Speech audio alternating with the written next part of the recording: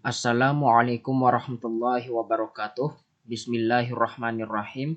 Perkenalkan, nama saya Mas Ruri Ridwan. Saya di sini akan membuat tutorial RPP atau rencana pelaksanaan pembelajaran.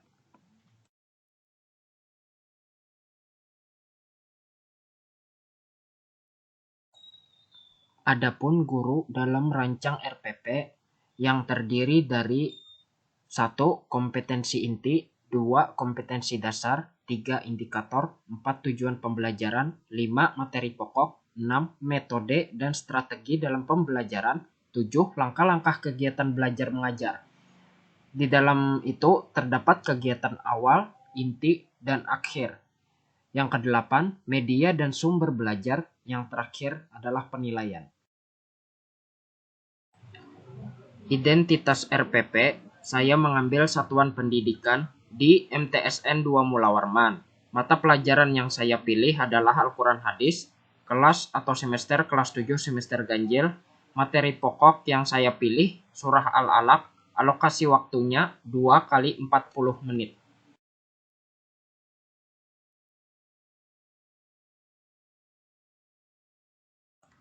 Yang pertama, kompetensi inti. Dalam kompetensi inti ini terdiri 4 KI atau 4 kompetensi inti. Yang pertama, KI 1 tentang spiritual atau agama. KI 2 tentang sosial atau perilaku. KI 3 tentang pengetahuan atau kognitif. KI 4 tentang afektif.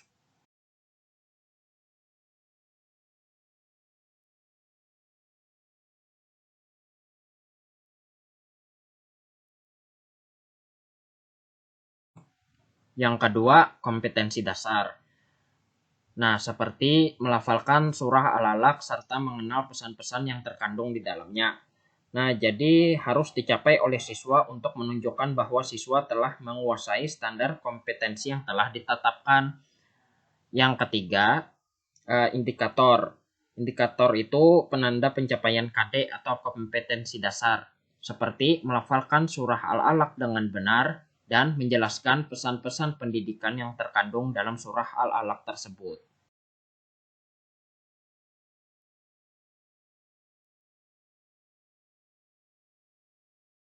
Kemudian tujuan pembelajaran. Dalam tujuan pembelajaran tersebut ada 4 item tujuan pembelajaran, yaitu ABCD. Yang A itu disebut audience, yang B itu behavior, C itu condition, dan D itu degree. Nah, jadi pada tujuan pembelajaran ini harus ada 4 item itu sehingga tujuan pembelajaran yang diharapkan dalam RPP tersebut sudah jelas dan sesuai dengan indikator pencapaian kompetensi yang diharapkan. Nah, jadi tujuan pembelajaran ini arah yang hendak dicapai dari suatu rangkaian aktivitas pembelajaran. Jadi saya akan menjelaskan sedikit tentang ABCD atau yang item tujuan pembelajaran tersebut. Nah, yang pertama A atau audience itu disebut peserta didik.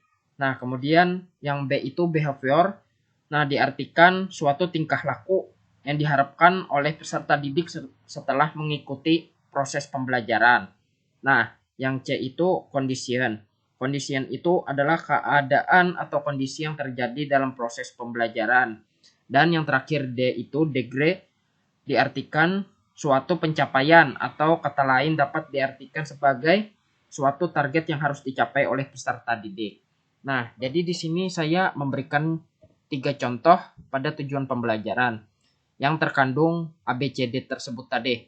Nah, yang pertama, melalui ceramah, peserta didik dapat menjelaskan apa saja pesan-pesan pendidikan yang terkandung di dalam surah Al-Alaq dengan baik dan benar.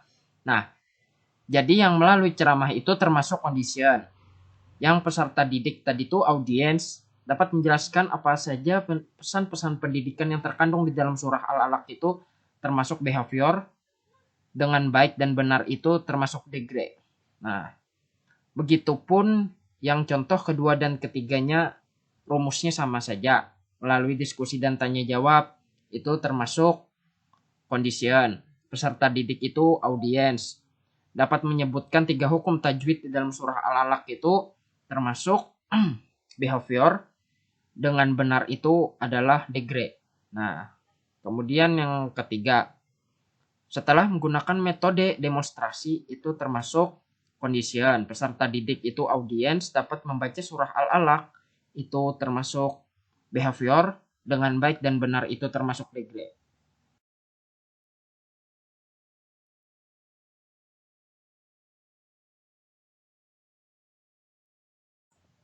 Yang kelima, materi pokok. Tentu tentang surah Al-Alaq dan pesan-pesan pendidikan dalam surah Al-Alaq. Yang keenam, metode dan strategi dalam pembelajaran. Jadi metode pembelajaran yang saya ambil adalah metode ceramah, diskusi, tanya jawab, dan demonstrasi. Strategi pembelajaran yang saya ambil pembelajaran secara kontekstual. Pembelajaran kontekstual itu adalah konsep belajar yang membantu guru mengaitkan antara materi yang diajarkannya dan mendorong siswa menghubungkan antara pengetahuan yang dimilikinya dengan penerapannya dalam kehidupan mereka sehari-hari pada surah Al-Alaq tersebut.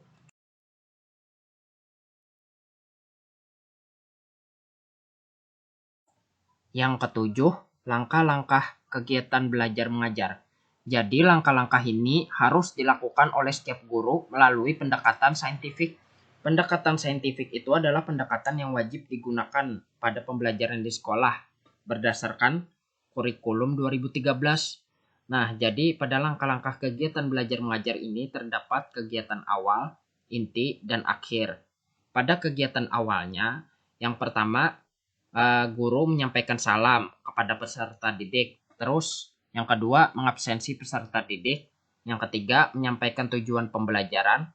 Dan yang keempat guru menyampaikan tahapan kegiatan pembelajaran yang meliputi mengamati, menanya, mengumpulkan data, mengasosiasi, dan mengkomunikasikan tentang surah Al-Alaq. Yang alokasi waktunya itu cuma 10 menit saja.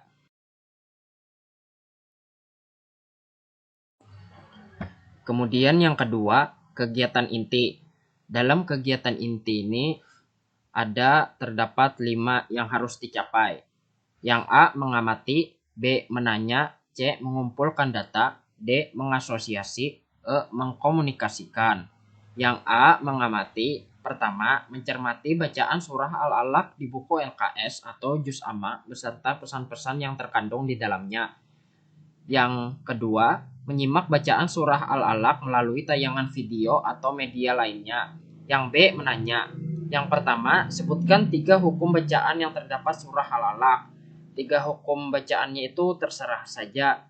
Mau hukum bacaan nun mati dan tanwin bertemu huruf apa misalnya. Dan itu hukum bacaannya disebut apa, ikhfa atau iklab atau izhar, terserah saja. Nah, kemudian yang kedua, apa saja pesan-pesan pendidikan yang terkandung di dalam surah Al-Alaq. Yang ketiga, bagaimana cara melafalkan surah Al-Alaq dengan benar. Nah, yang C, mengumpulkan data. Peserta didik mendiskusikan hukum bacaan yang terdapat di dalam surah Al-Alaq dan menjelaskan pesan-pesan pendidikan yang terkandung di dalam surah Al-Alaq. Yang kedua, peserta didik membaca surah Al-Alaq dengan benar. Yang D, mengasosiasi. Nah, peserta didik membenarkan bacaan surah Al-Alaq dan membuat kesimpulan tentang pesan-pesan pendidikan yang terkandung di dalam surah Al-Alaq. Yang E, mengkomunikasikan. Peserta didik melafalkan surah Al-Alaq di depan kelas sesuai kaidah tajwid dan mempresentasikan tentang pesan-pesan pendidikan yang terkandung di dalam surah Al-Alaq.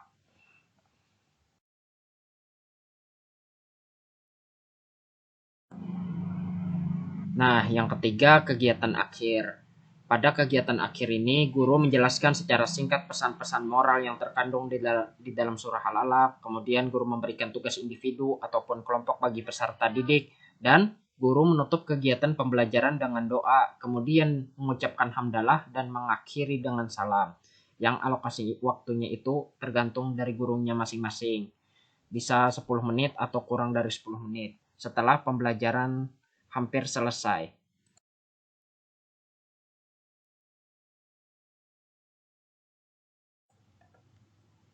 Yang kedelapan, media dan sumber belajar. Jadi media pembelajaran yang saya pilih media audio atau mendengarkan, media visual atau penglihatan, dan media audio visual, gabungan di antara keduanya. Sumber belajar yang saya pilih adalah Al-Quran Al-Juz Amma dan buku LKS Al-Quran Hadis untuk membaca surah Al-Alaq tersebut.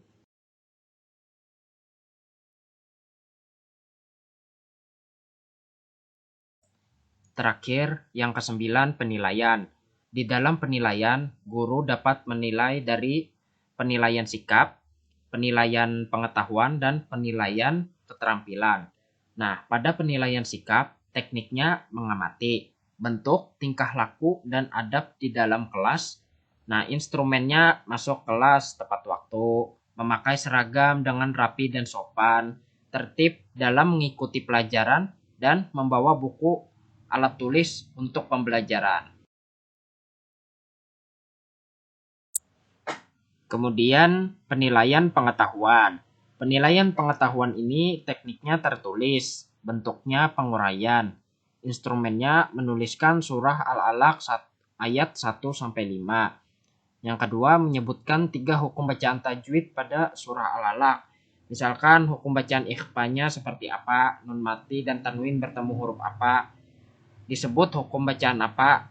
Jadi itu disebutkan 3 hukum bacaan surah Al-Alaq. Nah, pada penilaian pengetahuan yang dinilai guru tersebut. Yang ketiga, menjelaskan pesan-pesan pendidikan di dalam surah Al-Alaq.